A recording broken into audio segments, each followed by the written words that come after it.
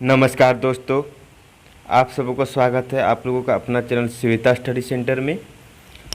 हम लोग कक्षा 7 का गणित जो देसी आर्टिया पर आधारित है ये पढ़ रहे हैं और इसका 13वां अध्याय आज हम लोग जानेंगे जो ज्यामिति पर आधारित है। इससे पहले कि हम बीजगणित,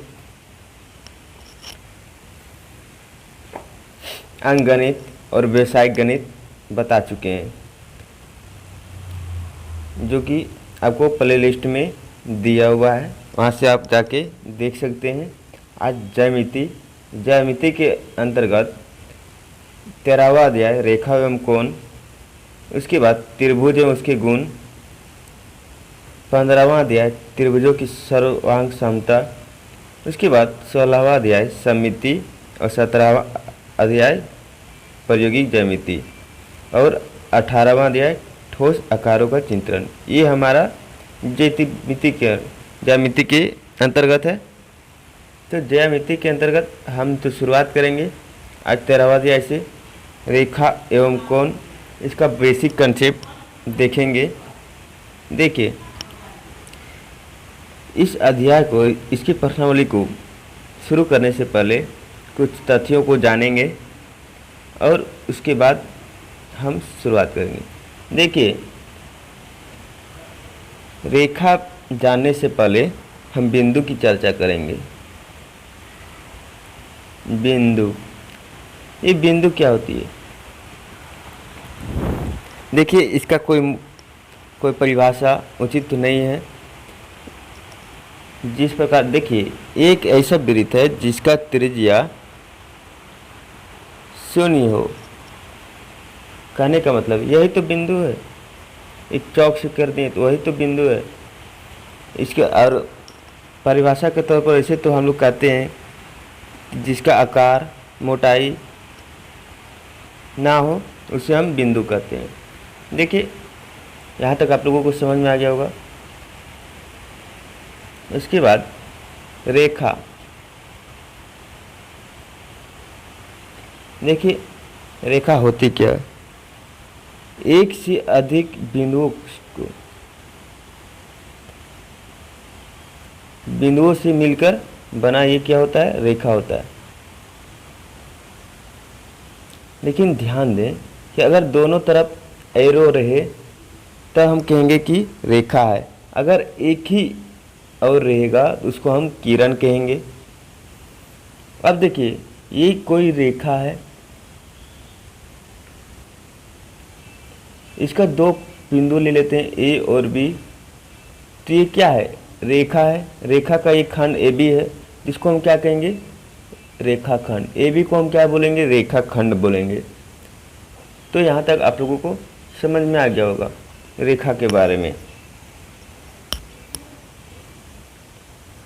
अगर मान लीजिए ये क्या है? ए बी, ये एक रेखाखंड है, इसको हम रेखा नहीं बोल सकते हैं क्योंकि दोनों तरफ अनंत तक अगर अपरिमित रूप से उसका दूरी बढ़ते जाता है तो उसको हम कहेंगे कि वह रेखा है दोनों तरफ। अगर एक और बढ़ाएं, एरो रहे, तो हम बोलेंगे उसको किरण। तो चलिए इसके बाद कोण के बारे में चर्चा करते हैं। तो देखिए, जब एक बिंदु पर दो रेखा आपस में मिलती है तो ये जो झुका होता है ना, इसी को हम क्या बोलते हैं? कोण बोलते हैं। इसे थीटा से, रेडियन से दर्शाते हैं। ये जो दो रेखा के बीच जिस बिंदु पर मिल रहा है वहाँ पे जो झुका है उसी को हम क्या बोलते हैं? कोण बोलते हैं। यही माप जो है, इस माप को हम क्या बोलते हैं? कोण बोलते हैं। इस चीज़ को आप देख सकते हैं।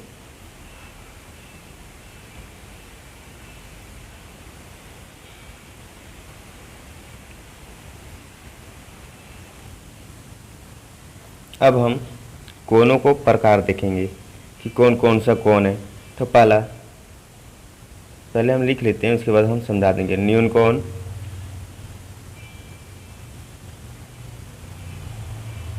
जिसे हम एक्यूट एंगल बोलते हैं,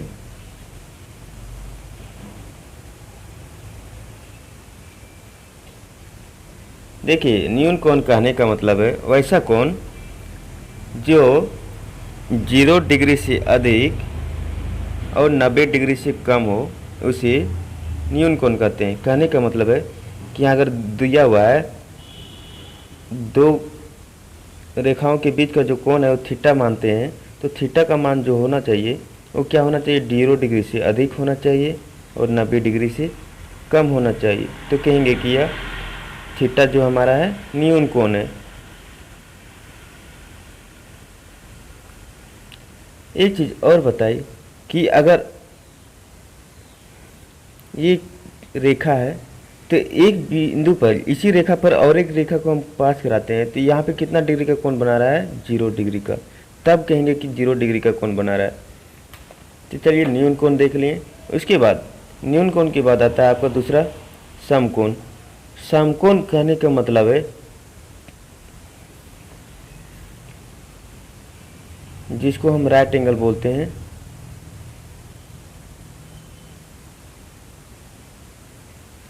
जब एक बिंदु पर दो रेखा एक सीधा पड़ा हो और एक सीधा खड़ा हो, यानी कि यहाँ पर 90 डिग्री का कोण बनाता है, यानी थीटा इक्वल टू 90 डिग्री हो, तो हम कहेंगे कि यह समकोण है।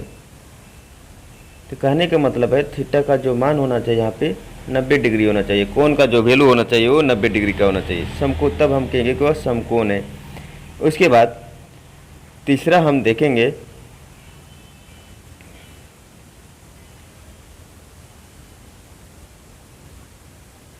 अधिक कोण।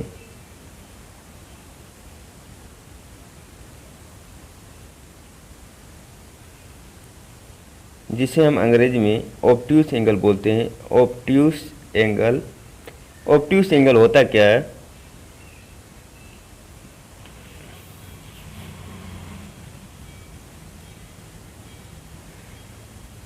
थीटा का मान हो जो है वो 90 डिग्री से अधिक होना चाहिए और 180 डिग्री से कम हो, तो उसे हम कहेंगे कि अधिक कोण है। कहने का मतलब है कि जो 90 डिग्री से अधिक थीटा का मान और 180 डिग्री से कम हो तो हम कहेंगे कि अधिक कोण है। ये सब हम लोग कोण का प्रकार देख रहे हैं, तो हम कहेंगे कि जो थीटा हो क्या है, अधिक कोण है।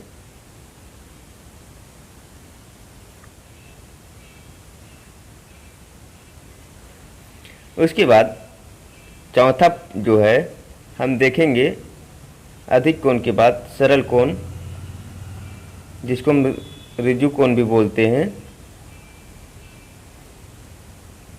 जिसको हम स्ट्रेट लाइन एंगल भी बोलते हैं या रेखीय क्यू भी बोलते हैं। स्ट्रेट लाइन एंगल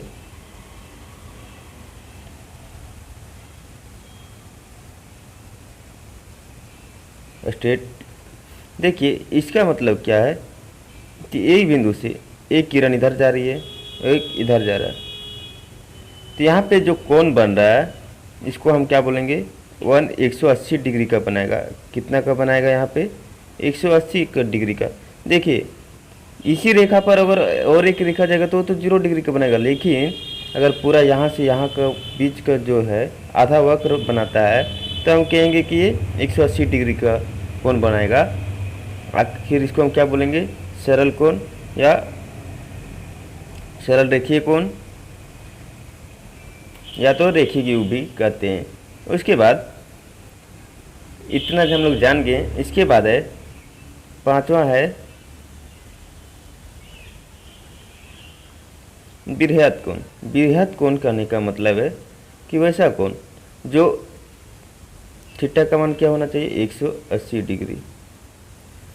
चलिए अब बृहत कोण कहने का मतलब है, बृहत कोण कहने का मतलब है कि जो थीटा का मान है 180 डिग्री से अधिक हो।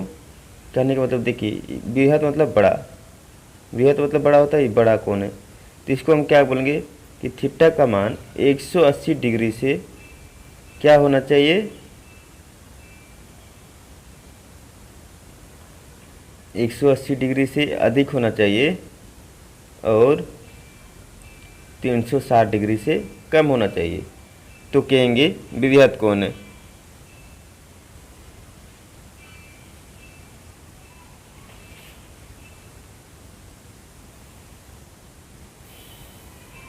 तो इस प्रकार देख लें। उसके बाद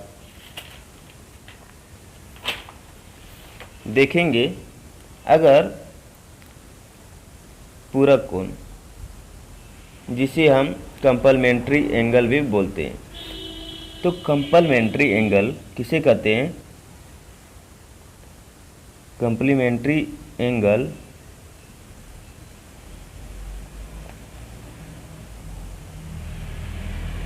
देखिए, अगर दो कोण दिया हुआ है, कोण यहाँ पे दो कोण है 1 और 2, अगर कोण 1 को और कोण 2 को जोड़ने पर अगर 90 आ रहा है तो कहेंगे कि क्या है? कंप्लीमेंट्री यानी पूरक कोण है। अगर इसके बाद समपूरक कोण, जिसको हम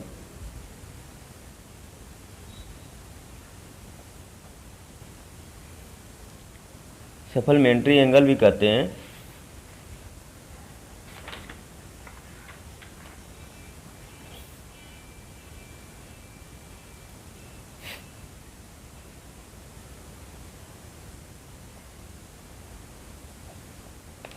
सप्लीमेंट्री एंगल।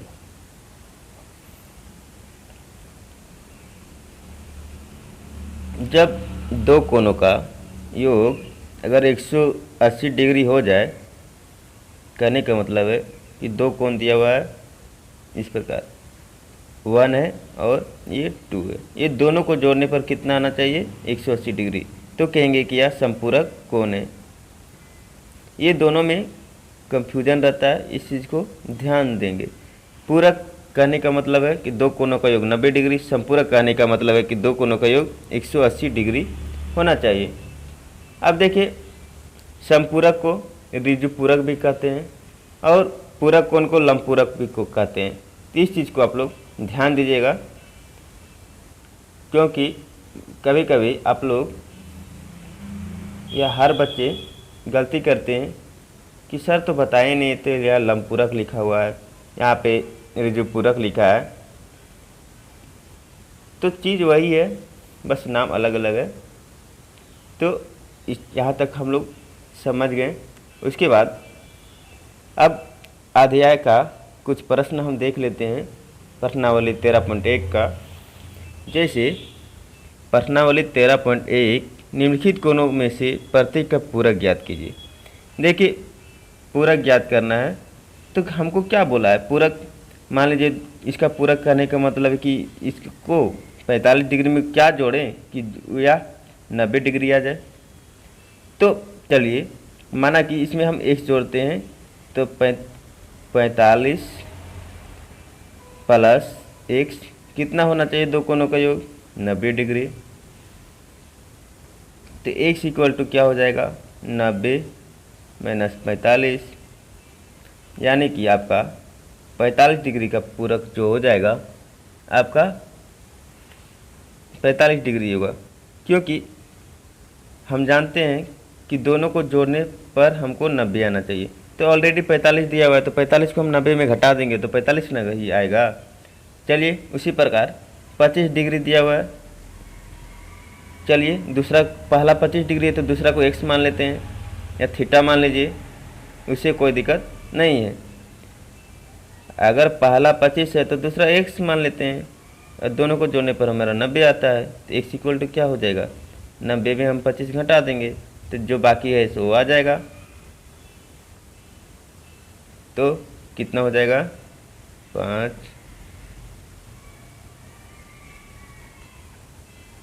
65 डिग्री। उसके बाद तीसरा प्रश्न है इसी का, 65 degree plus x equal to कितना होता है? 90 डिग्री। तो x इक्वल टू क्या हो जाएगा? 90 माइनस 65, यानी 5 और 25 डिग्री। यही आपका आंसर हो जाएगा। बाकी का प्रश्न आप लोग खुद से बना लीजिएगा, बहुत आसान है। उसके बाद दूसरा है निम्नलिखित कोणों में से प्रत्येक का संपूरक ज्ञात कीजिए। तो अभी हम बता चुके हैं, संपूरक बोल रहा है, कहने का मतलब जो कोण दिया हुआ है उसके साथ क्या जोड़े कि 180 डिग्री आ जाए। तो क्या जुटा हुआ है वह चीज़ दिखना है। हम मान लेते हैं कि x जोड़े हैं, x जोड़ते हैं, x जोड़ा गया है तो कितना आ रहा है, 180 आ रहा है। तो इस प्रकार भी हम लोग ध्यान देंगे। अब x इक्वल टू 180 माइनस 105 यानी कि 75 डिग्री। तो 105 का संपूरक क्या हो जाएगा, 75 डिग्री आपका आंसर हो जाएगी। तो इसी प्रकार उसमें फर्स्ट वाला में पूरक पूछ रहा था, इसमें संपूरक पूछ रहा है। तो इसी प्रकार आगे आप लोग खुद से बना लीजिएगा। चलिए एक क्वेश्चन और बना देते हैं। तो सिंपली इतना लॉन्ग नहीं करने का ज़रूरत है, तो कुछ नहीं करना है, 180 में घटा देना है 85 को, जो बचेगा वही मेरा इसका संपूरक होगा। तो यानी कि इसका संपूरक क्या हो जाएगा, 85 का संपूरक जो हो जाएगा वो 95 डिग्री हो जाएगा। चलिए आज का यहीं तक, आगे की प्रश्नों को अगली वीडियो में बताएंगे। धन्यवाद। बाकी का जो प्रश्न है वो आप लोग खुद से बना लीजिएगा, कोशिश कीजिएगा। चलिए धन्यवाद।